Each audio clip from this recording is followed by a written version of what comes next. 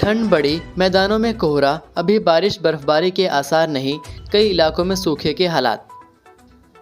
हिमाचल प्रदेश में पश्चिमी विक्षोभ के कमजोर पड़ने से 22 से 24 नवंबर तक बारिश और बर्फबारी के आसार नहीं हैं।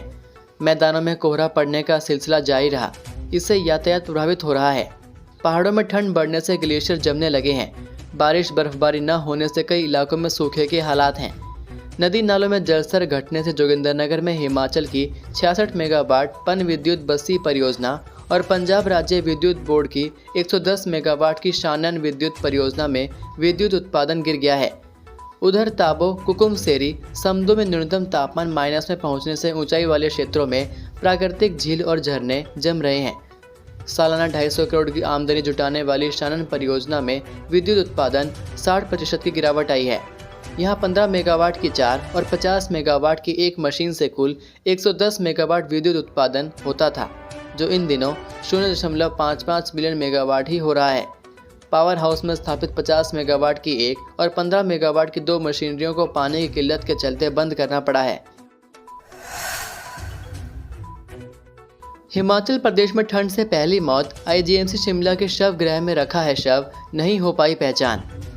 शिमला के मशोबरा में ठंड से एक व्यक्ति की मौत हो गई है। मृतक की अभी तक पहचान नहीं हो पाई है। शिमला में सुबह और रात को कड़ाके की ठंड पड़ रही है।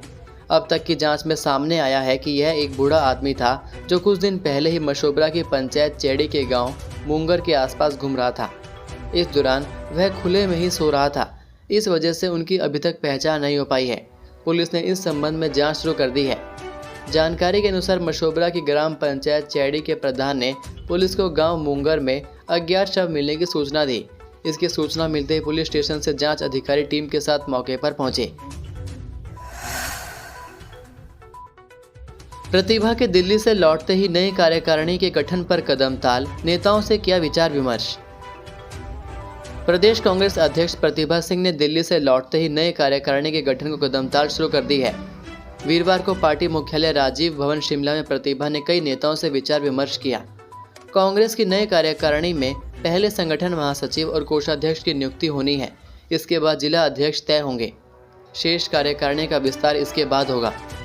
वीरवार को प्रतिभा ने पार्टी के पूर्व प्रदेश अध्यक्ष कुलदीप कुमार, पूर्व विधायक आदर्श सूद सहित यशवंत छाछटा, देवेंद्र बुशैरी, अमित नंदा के साथ मुलाकात की। उधर कांग्रेस की नए कार्यकारिणी के गठन की सुगबुगाहट शुरू होते ही प्रदेश में राजनीतिक हलचल तेज हो गई है। संगठन में पदाधिकारी बनने के लिए कई नेता प्रतिभा सिंह, मुख्यमंत्री सुखू और उप मुख्यमंत्री मुकेश अग्निहोत्री के पास हाजिरी लगाने में जुटे हुए हैं। विवादों में घिरे बाबा बालकनाथ मंदिर न्यास का पुनर्गठन, ये बनाए गए ट्रस्टी और स्पेशल इन्वाइटी। बीते कुछ माह से अव्यवस्थाओं को लेकर प्रदेश भर में चर्चा के केंद्र रहे उत्तरी भारत के प्रसिद्ध सिद्ध पीठ बाबा बालकनाथ मंदिर न्यास का पुनर्गठन सरकार ने कर दिया है। अब न्यास में 13 लोगों को गैर आधिकारिक सदस्य यानी न्यासी नियुक्त किया गया है, जबकि 19 लोग विशेष आमंत्रित सदस्य बनाए गए हैं। बीते 7 माह से बिना न्यासियों के मंदिर न्यास की गतिविधियां चल रही थी। पहले जून और फिर नवंबर माह में राशन घोटाला और बकरा नीलामी मामला सामने आने के बाद अब सरकार ने न्यास को पुनर्गठित किया है। बीते मार्च माह में न्यास को भंग किया गया था। फरवरी माह में प्रदेश में राज्यसभा वोटिंग के दौरान कांग्रेस विधायकों के पाला बदलने और फिर भाजपा में शामिल होने के सियासी प्रकरण का असर मंदिर न्यास पर देखने को मिला था। बड़सर के विधायक इंद्रदत्त लखनपाल की पसंद के अधिकतर लोग न्यासी थे। ऐसे में कांग्रेस सरकार ने चैत्र मास मेलों से ठीक पहले भंग कर दिया था, जिसके बाद से न्यास बिना न्यासियों के संचालित किया जा रहा था। अब कांग्रेस सरकार ने दोबारा न्यास का पुनर्गठन किया है। न्यास में अधिकतर ढटवाल क्षेत्र के लोगों को जगह मिली है। रेणुकाजी जू में सुनाई देगी बंगाल टाइगर की दहाड़, महाराष्ट्र से लाए जाएंगे 2 शेर। रेणुकाजी मिनी जू में जल्द ही 2 बंगाल टाइगर पर्यटकों के आकर्षण का केंद्र बनने जा रहे हैं। ये टाइगर महाराष्ट्र से लाए जाएंगे। इस पहल को भारत में चिड़ियाघरों के बीच चल रहे राष्ट्रीय पशु आदान प्रदान कार्यक्रम के तहत पूरा किया जाएगा। वन्य प्राणी विभाग ने इस योजना को अमली जामा पहनाने के लिए केंद्रीय चिड़ियाघर प्राधिकरण से मंजूरी ले ली है। वन विभाग के अधिकारियों की टीम पहले ही रेणुकाजी जू का दौरा कर चुकी है। उन्होंने बाड़े की संभावित डिजाइन और निर्माण प्रक्रिया की समीक्षा की। उम्मीद है कि महाराष्ट्र से बाघों को अगले वर्ष की शुरुआत में जू तक पहुंचा दिया जाएगा। इस कदम से न केवल पर्यटकों की संख्या बढ़ने की उम्मीद है, बल्कि वन्यजीव संरक्षण के प्रयासों को भी नया आयाम मिलेगा।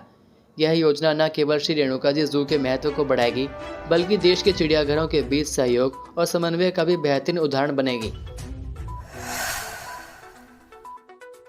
भड़मेली के जंगल में पिकअप से देसी शराब की 200 पेटियां बरामद।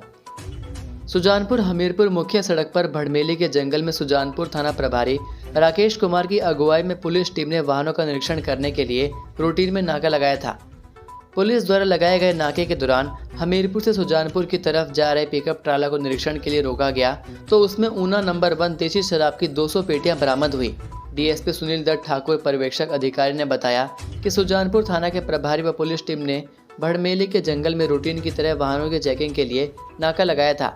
इस चेकिंग के दौरान पिकअप ट्राला से 200 पेटी ऊना नंबर 1 की बरामद हुई है। डीएसपी ने बताया कि वाहन को कब्जे में लेकर वाहन चालक व उसमें सवार व्यक्ति पर आबकारी अधिनियम के तहत मुकदमा दर्ज करके कार्रवाई शुरू कर दी है। नवजात बच्चे की मौत के बाद बिगड़ी एक और मासूम की तबीयत, सवालों के घेरे में टीकाकरण। हिमाचल प्रदेश के सिरमौर जिला के संगड़ा स्वास्थ्य खंड के खूरद्राबिल गांव में टीकाकरण के चंद घंटों बाद 75 दिन की नवजात बच्चे की मौत की वजह को लेकर विभाग निष्कर्ष पर नहीं पहुंचा है। संसार को त्यागने वाले बच्चे का जुड़वा भाई पहले से ही मेडिकल कॉलेज में दाखिल है। इसी बीच एक अन्य बच्चे की तबीयत बिगड़ने की खबर आई है। वीरवार को एक और मासूम को मेडिकल कॉलेज में दाखिल किया गया है, जिसे ददाहू अस्पताल से रेफर किया गया था। आरोप है कि टीकाकरण स्वास्थ्य केंद्र या अस्पताल में न होकर एक खूरद्राबिल में एक दुकान में किया गया था। आरोप यह भी है कि लापरवाही से न केवल बच्चे की मौत हुई, बल्कि 2 नवजात शिशु मेडिकल कॉलेज में दाखिल हैं। आपको बता दें कि संगड़ा स्वास्थ्य खंड के खूरद्राबिल गांव में सोमवार को हुए टीकाकरण के बाद 2 जुड़वा बच्चों की तबीयत बिगड़ गई थी। इनमें से बच्ची ने नाहन मेडिकल कॉलेज पहुंचने से पहले दम तोड़ दिया, जबकि बेटा अनुराग का इलाज जारी है। इस दर्दनाक घटना ने न केवल स्वास्थ्य विभाग की कार्यशैली पर सवाल खड़े किए हैं, बल्कि यह भी दिखाया कि गरीब परिवारों को न्याय दिलाने में प्रशासन कितना उदासीन है। उधर जब इस बारे में सीएमओ डॉक्टर अजय पाठक से बात की गई तो उन्होंने बताया कि तीसरे बच्चे की तबीयत बिगड़ने का मामला उनके ध्यान में नहीं है। उन्होंने कहा कि यदि ऐसा हुआ है तो बच्चे का उचित उपचार किया जाएगा। दुकान में टीकाकरण की बात पर सीएमओ ने कहा कि उनके पास फिलहाल ऐसी कोई शिकायत नहीं आई है। उन्होंने बताया कि दुकान में टीकाकरण को लेकर भी कोई सूचना नहीं है। देश भर में हिमाचल की फजीहत करवा रही सुक्खू सरकार।